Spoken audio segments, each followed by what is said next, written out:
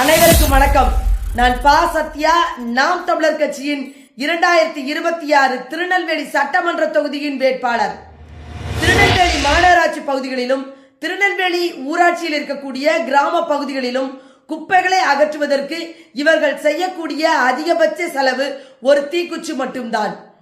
தீக்குச்சியை கொண்டு குப்பைகளை எரிப்பதனால் காற்று மாசு ஏற்படுகிறது, சுற்றுச்சூழல் சீர்கேடு ஏற்படுகிறது.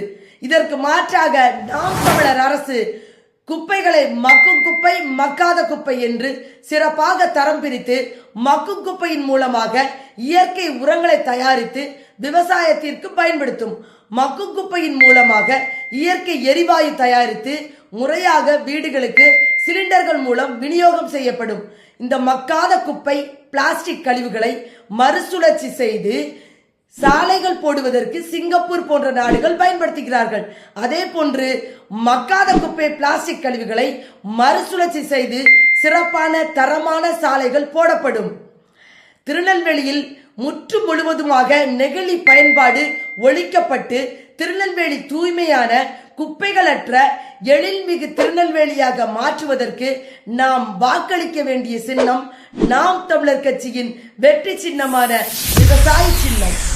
நன்றி, வணக்கம். நமது சின்னம் விவசாயி. ஓட்டு பாருங்க ஓட்ட, அப்புறம் பாருங்க நாட்டை.